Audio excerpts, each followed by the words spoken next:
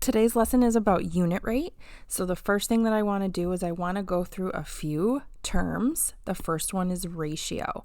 So a ratio is a relation in quantity between two or more things. For example, if we say TikTok likes to comments, we're comparing the likes to the comments is 8 to 1.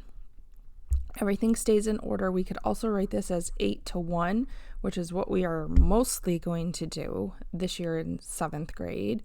You could also write 8 to 1, like so. The order matters. So because likes was talked about first, the likes is the 8, the comments are the 1. So why do we need this? Because if we say, well, if we have 800 likes, how many comments are there going to be?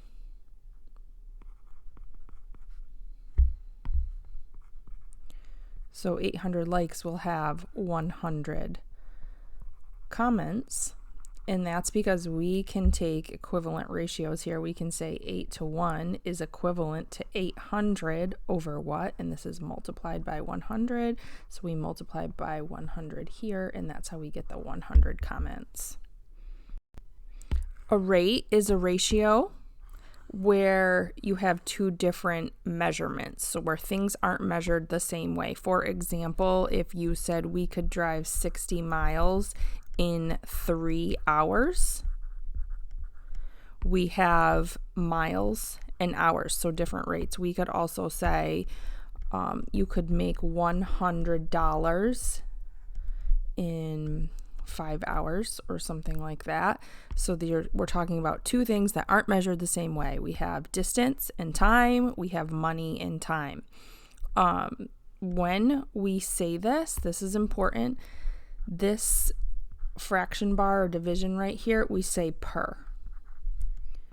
The word per means division. So 60 miles per hour, per 3 hours, $100 per 5 hours. There is a rule of thumb when we're setting up rates.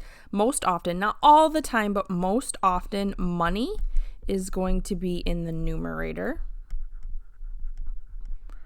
And time, minutes, seconds, hours, days, is going to be in the denominator. And that's just a rule of thumb when you're trying to set up a rate of which goes where. It's most often going to be that way. Now we get to unit rate. So a unit rate is a rate, but we're measuring a value of an individual item. So we're measuring one of something.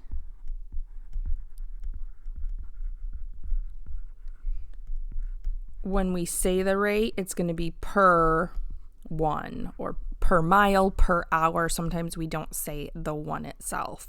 So let's go back to our rates that we had above. So we had 60 miles in 3 hours. To get the unit rate, we really want to know how much it is per 1 hour. So we can divide 60 by 3. You can also set up an equivalent ratio. And what we want here is 1 hour. So we're dividing by 3 here.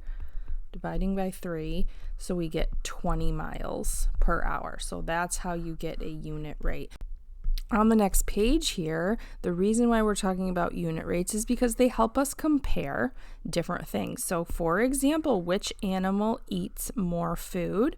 We have Buster here, and he eats 20.5 ounces of food in 2 days. Roxy eats 27.3 ounces of food in 3 days. So at first glance, it might be a little difficult to tell who eats more food. So we can figure this out in a unit rate or per 1 day. This is where I was saying how time is typically going to be on the bottom here in the denominator. So let's take Buster, for example. We have 20.5 ounces per 2 days. So if we wanted to do a unit rate right here, we could divide 20.5 divided by 2 in your calculator. That's going to give you 10.25 ounces per 1 day. You can write the 1 day or you can just write day. So this part is optional. Okay, so now let's go to Roxy. See if you can figure out how much Roxy eats per day. Okay, so we set this up 27.3 ounces per 3 days. To find the unit rate, we took 27.3 and divided it by 3 to give us 9.1 ounces per day. So Buster is the winner. Buster eats more food per day. This is also helpful when you're talking about figuring out the best deal when you're buying something. So which fruit costs less? We have 2 pounds of bananas for $3.49. We have 3 pounds of apples for $4.15. We are going to set up a unit rate here. I am going to put $3.49 per 2 pounds. Here's my rate. Again, this is a good example of where money goes in the numerator. And then I'm just going to divide this out on my calculator. And my calculator tells me that this is 1.745 dollars per pound. Now, since this is money, we always need to round it to the nearest penny. So we're going to look here. We're going to round this. This is actually going to be $1.75 per pound. I'm just going to make a note here, money numerator as your rule of thumb. So try the apples now. So with the apples, I set up $4.15. Numerator was where the money goes, divided by 3 pounds, and you get $1.38 per pound. So the cheaper fruit here is going to be the apples. Now we're going to practice unit rates. So try 1 through 5 here, and then come back and check your answers. Okay, so here are the answers for number 1. We took $5.25 per 25 cards, and we got a unit price of 21 cents per card. To have a completely correct answer, you have to have units. So I have dollars and cards. For number 2, it was 374 meters per 17 seconds. When we divided this out, we got 22 meters per second. Again, notice that the units are there. For number 3, this one was a little trickier. It was $6 per 5 teddy bears, and the store had $240. So we had to look here. We had to figure out that equivalent ratio to get from 6 to 240. We had to multiply by 40. We do the same thing on the bottom to get 200 teddy bears. For number 4, it was 3,475 kilometers in 5 hours.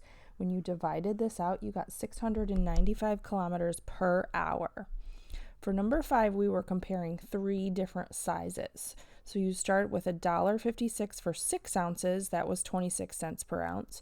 $3.36 for 14 ounces, that was 24 cents per ounce. $5.60 for 20 ounces was 28 cents per ounce. So the best deal was the 14 ounce because it was the lowest money value, and money was in the top here because we were figuring this out per ounce.